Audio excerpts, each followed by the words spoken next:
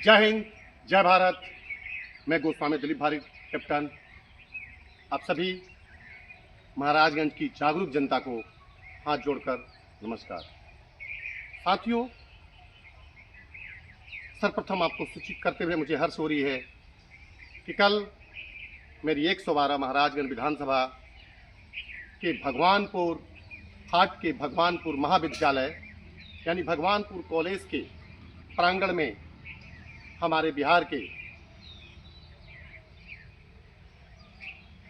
आंधी, जिनका नाम है प्रशांत किशोर, जो देश के दूसरे महात्मा गांधी हैं, इनकी बिहार बदलाव की बहुत बड़ी जनसभा है।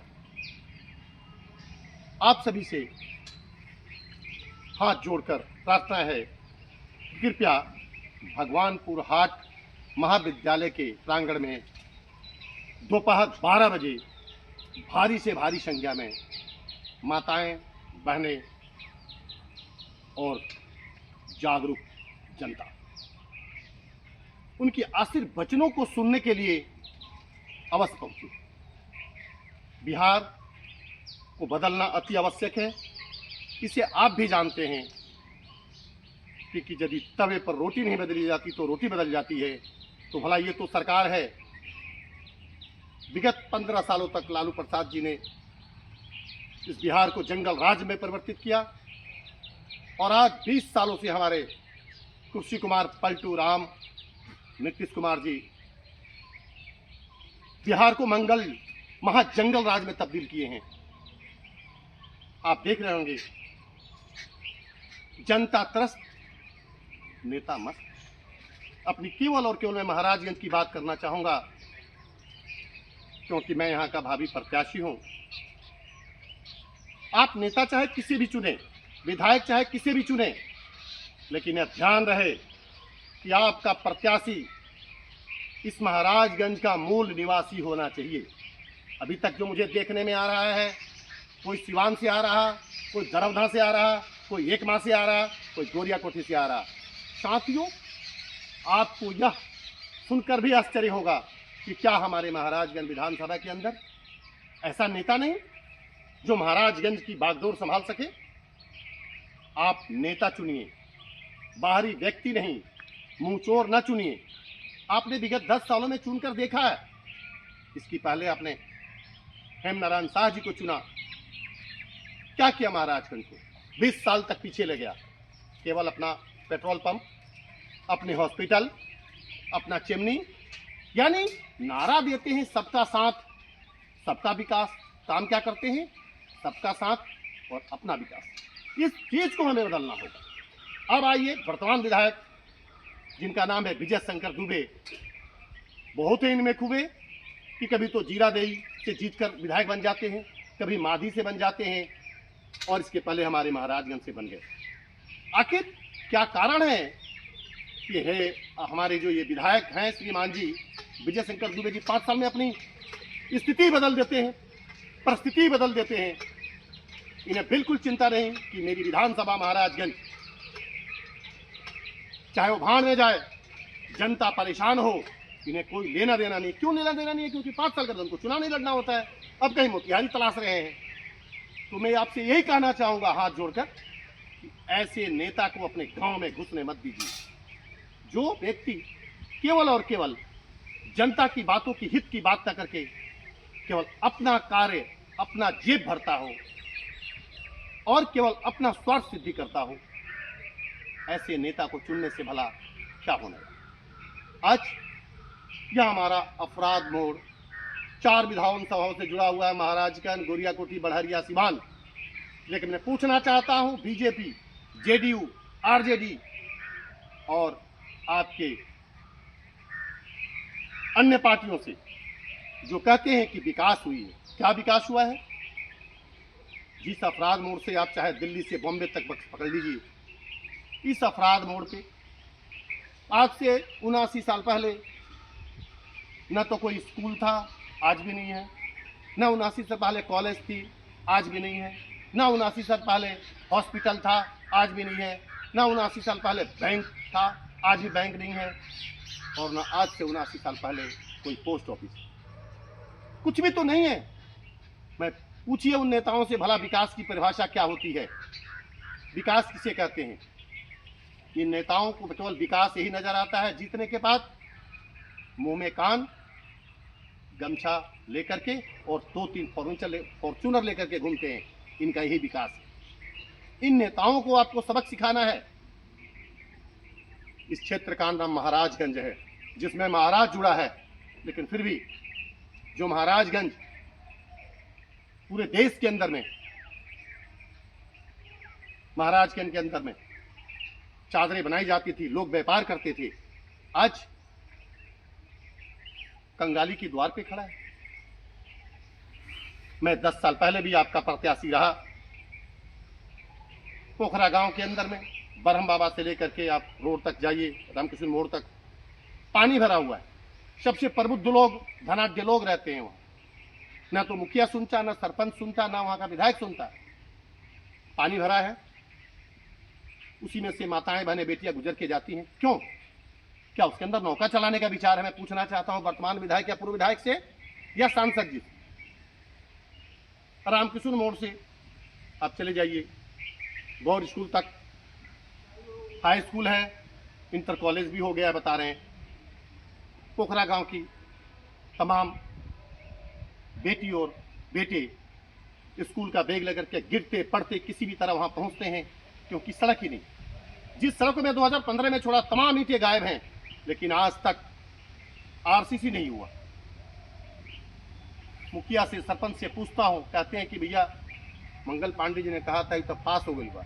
अरे पास हो गई तो बनल काहे नहीं खे? काहे में घोटाला भइल बा, कागजों में सड़क बन गई है मुझे लगता है। तो मैं इसका भी इलाज करूंगा, आरटीआई लगा करके पता करूंगा कि ये सड़क यदि पास हुआ है उसका पेमेंट भी आया होगा, क्यों आरसीसी नहीं हुआ। आप आगे बढ़िए महाराजगंज में, महाराजगंज एक जिले के बराबर है। मैं यही कहना चाहूंगा कि यदि यूपी में मायावती ने 5 साल में 6 जिले बनाए, तो 35 सालों में हमारा एक महाराजगंज जिला क्यों नहीं बना? क्या जवाब है हमारे तेजस्वी यादव, लालू प्रसाद यादव जी या हमारे नीतीश कुमार जी की डबल इंजन की सरकार में? क्यों इस बात पर डबल इंजन की डीजल खत्म हो जाती है? क्यों इसको जिला नहीं बनाया जाता है?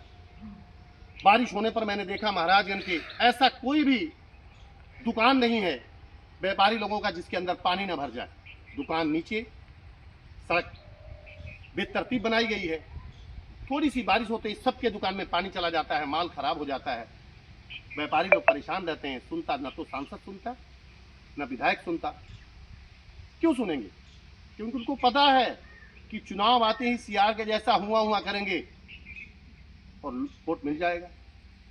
लेकिन अब ऐसा बिल्कुल भी नहीं चलेगा।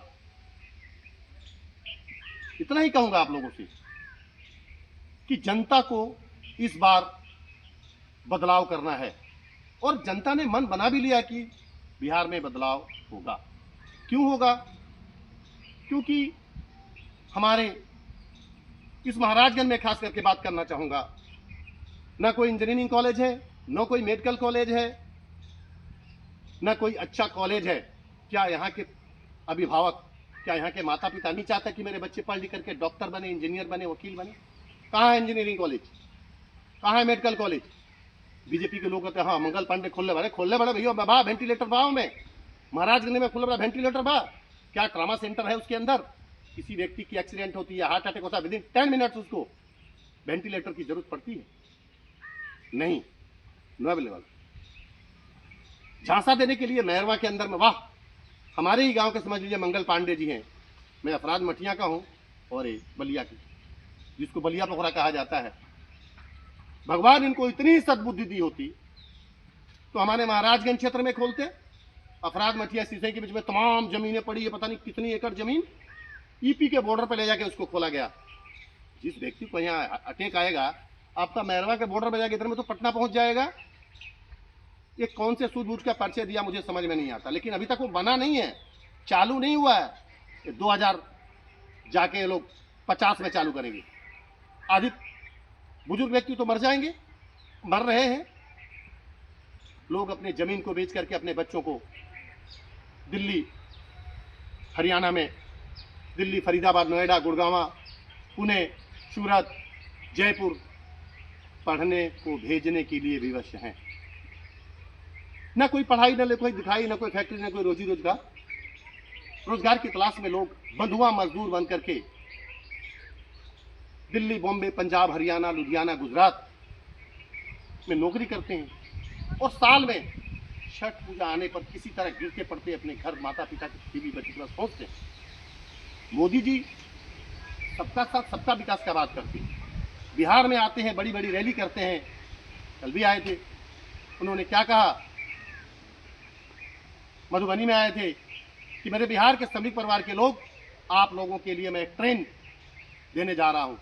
कल पता परसों चला कि 12,000 ट्रेनें चले। अरे भाई, आप ट्रेन चला रहे हैं, हमारे यहाँ के बच्चे क्या भेड़ बकरी है? ट्रेन में भर के जाएंगे विदाउट रिजर्वेशन, वॉशरूम में बैठ के, और आपके सूरत में, आपके लुधियाना में जाके, आपके अहमदाबाद में जाके नौकरी करेंगे। और वही मोदी जी जब जाते हैं कच्छ भुज में जाके कहते हैं गुजरात के कच्छ भुज के लोगों से कि मेरी कच्छ भुज की जनता, मैं दुनिया का सबसे बड़ा सोलर प्लांट लगाने जा रहा हूं। आप बिजनेस सबमिट करते हैं, वाइब्रेंट करते हैं, ये काम बिहार में क्यों नहीं होता है? सदियों से बिहार और बिहार की जनता को मूर्ख बनाया जाता है। यहाँ क्यों नहीं फैक्ट्री खोली जाती? आप बंगाल के सिंगूर से नैनो प्लांट ला करके आप अपने गुजरात में बैठाए। क्या सारी ट्रक नैनो की प्लांट की जो मशीनरी थी ये पटना होकर के गई होगी, इसी जीटी रोड से गई होगी? जिस बिहार का शेरशाह सूरी ने भारत का सबसे लंबा रोड बनाया, बिहार का, यह बिहार चाणक्य की धरती, भगवान बुद्ध की धरती, दिनकर की धरती, गुरु गोविंद सिंह की धरती सदियों से बलिदानी देती आई है। जो कभी विश्व गुरु कहा जाता था, नालंदा विदेश से लोग पढ़ने आते थे, आज बेहाल है, बुरा हाल है। मैं पूछना चाहता हूं, डबल इंजन की सरकार से चुनाव आते ही आप लोग झांसा देते हैं, अच्छे दिन आने वाले हैं। कहां गए आपके अच्छे दिन? यही अच्छे दिन है? आए दिन चोरी, डकैती, हत्या, बलात्कार। अभी मलमलिया में मर्डर हुआ था, अपराध हमारे मोड़ पर 5 दिन में 10 एक्सीडेंट हुए। जब कानून है कि नेशनल हाईवे पर एक बाइक भी खड़ी नहीं होगी, अफराद मोड़ से सिसई वाले रोड पर दोनों तरफ ट्रक क्यों खड़ी होती है? क्या सांसद विधायक उधर से गुजरते हैं? क्या आंख में मोतियाबिंद है? मोतियाबिंद तो है, जो अभी परिवर्तित होकर मोदियाबिंद बन गया है। ट्रक नजर आता है कि नहीं? उसका क्यों नहीं चालान किया जाता? गोरिया कोठी की पुलिस प्रशासन खुलेआम इनसे पैसे करके ट्रक को खड़ी कराती है। मैंने पहले भी इन्हें कहा, जो 4 एक्सीडेंट हुआ था, इनको एफआईआर होनी चाहिए इस पे, बिहार सरकार पे, पुलिस प्रशासन पे, परिवहन विभाग पे। क्यों ट्रक को खड़े होने देते हैं? लोगों की जान जाती है, लोग क्या करेंगे? सुनने वाला कोई नहीं है। इसे इन्हें कहते हैं अंधेर नगरी चौपट राजा, टकी सिर भाजी, टकी सिर भाजी। ज्यादा न कहते हो, मैं इतना कहना चाहूंगा कि सम्राट अशोक के चाणक्य की धरती अधिकार मांगते हैं, दिनकर विद्यापति की भूमि नया बिहार चाहते हैं। सम्राट अशोक के चाणक्य की धरती अधिकार मांगते हैं, विद्यापति दिनकर की भूमि नया बिहार चाहते हैं। जहाँ मिले पढ़ाई लिखाई, जहाँ मिले पढ़ाई लिखाई, नया अंदाज चाहते हैं। जहाँ मिले पढ़ाई लिखाई, नया अंदाज चाहते हैं। अरे देकर वोटे आज सभी जनसुराज चाहते हैं, जनसुराज चाहते हैं। साथियों, यदि मेरी बातें अच्छी लगी हो, आप इसको लाइक, शेयर, सब्सक्राइब करें। और पुनः हाथ जोड़ के आपसे निवेदन है कि कल भगवानपुर हाट की महारैली में भारी से भारी संख्या में पहुंचे। बिहार का यह सबसे बड़ी रैली है, और आकर के प्रशांत किशोर जी की बातों को सुने। इस देश में मन की बात रेडियो से की जाती है, देखिए इस देश की परंपरा। लेकिन हमारे प्रशांत किशोर जी मन की बात जनता के सामने, जनता के बीच जाकर करते हैं। यही उन नेताओं में और इन नेता में फर्क है कि जनता के बीच जाकर के, चाहे आंधी आए, बारिश आए, तूफान आए, कीचड़ हो, पाक हो, उनकी रैली कभी कैंसिल नहीं होती। अवश्य पहुंचते हैं, ना कोई सुरक्षा, ना कोई बॉडीगार्ड। इसे कहते हैं जनता का सुंदर राज, जिसका नाम है जन सुराज। जय हिंद, जय भारत, नमस्कार।